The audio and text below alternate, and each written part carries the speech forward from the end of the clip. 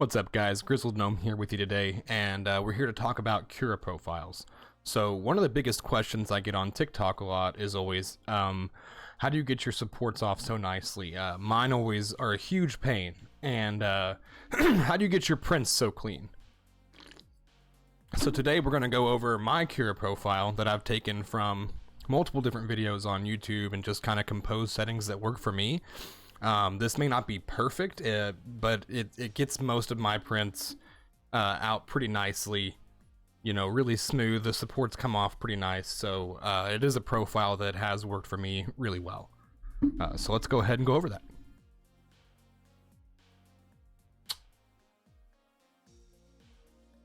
Okay, so I'm just going to go through all of my settings. I run it in expert mode, which you can find by going over to this little hamburger here and hitting expert. That should display just about all the settings, probably more than you need. But I run my layer height at 0.15. I know a lot of people in the dynamic quality have these magic numbers that are 0.16. I found this number in a video that I watched and it worked really well for me, so I just never changed it. I feel like my prints do okay. The nozzle seems to handle it, so that's what we use.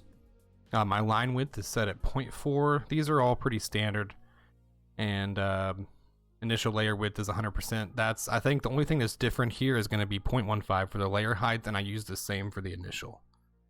My wall thickness is 1.2. My line count is 3, and my outer wall wipe distance is 0.2. The only checks I have here are compensate for wall overlaps, outer and inner. I fill gaps between walls everywhere, and tiny gaps is checked. These are all the same except for I use sharpest corner and hide seam because I try to keep the seam, like on this one, you can't really see it. There's a little bit, but it just stops from, you know, that little line that you sometimes see down your print. You want it to be hidden, in my opinion. You don't want to see that, so I use that setting.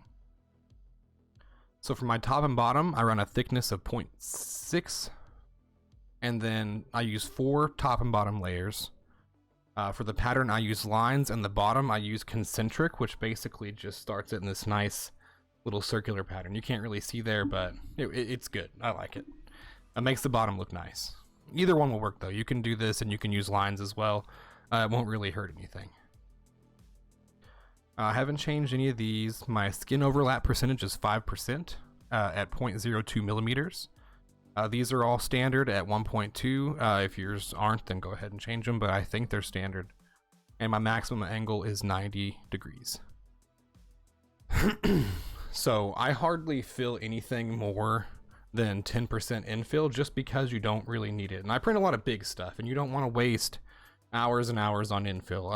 If I felt it'd be safe enough, I'd go 5, but 10 has worked really, 10 has worked really well for me. Sometimes I go 20 if the model is going to be smaller, but 10's kind of my standard. Infill line distance will go based off of your infill percentage, and my pattern is trihexagon. Another good one I've heard is gyroid, but it seems to add a lot of print time, so I don't use it.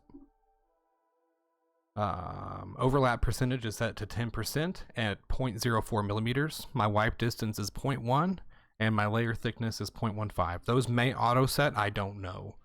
I print the infill before the walls, and then these are all 0. You can play with those if you'd like, but I didn't. So material doesn't really matter too much. As far as the temperature, obviously you're going to want to use whatever your material is kind of set for. I have it set to 220 right here because I was just printing with silk, and 220 seems to work well for me. So one of the best things you could do is maybe print a temperature tower, find out where that is, and go from there. Excuse me. Just a second. Just a second. Sorry guys, I'm recording this all in one shot. I won't be editing this. My kiddo probably has a question, so I'm gonna make this quick. Wall flow, everything here is the same. I use a 70-60 degree build plate temperature. The only thing I've changed here is my outer wall flow and my initial layer flow are 95%. That's something that Cashapp said that he's had success with, and he's another big YouTuber that does a Filament Friday and talks about his settings. So I went ahead and went with that.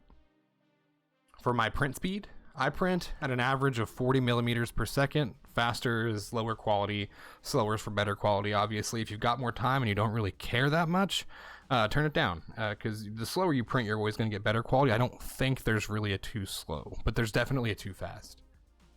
And then I let it kind of auto set based on what my main speed is. So my wall speeds are all set to 20. My travel speed I bumped up a little bit to 140. My initial layer speeds are 20, and my initial layer travel speed is 150. I changed a couple accelerations here. My travel acceleration and my initial layer travel acceleration are set to 5,000. That was off a video that I found out there as well, just a setting that I tried out and it worked well for me. Basically, during those travel moves, it's accelerated really fast. It gets those moves out of the way quick, so when it's retracting, it's wasting no time traveling to get to where it needs to go. My jerk settings are all set to 20, except for initial layer travel jerk, it's set to 30. I have my retraction set at about 7 millimeters. Now you can play around with this as well. Not every machine is going to be the same, but I find 7 millimeters at 45 millimeters per second has worked pretty well for me. So that's one that I'm still struggling with. I'm not professional by any means, but that one's worked okay for me. I pair this with a filament dryer and I get pretty good prints. Let's see here. My retraction minimum travel is 0.8 and my max is 100. I think that's the highest max you can put because I just let it retract whenever it needs to. My extrusion distance window is 6 millimeters and my combing mode is not in skin, which kind of helps with those outer blobs and stringing on the outside of the print where the walls and outer areas are.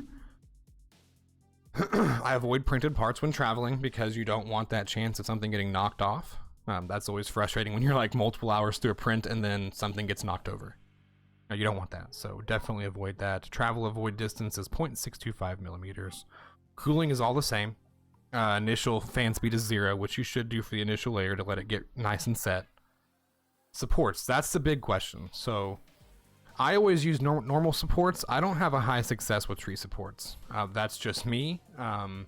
They don't seem to help me a lot. They seem to be more difficult for me to remove because they wrap around, and I haven't played with them very much, so I don't have good settings for them.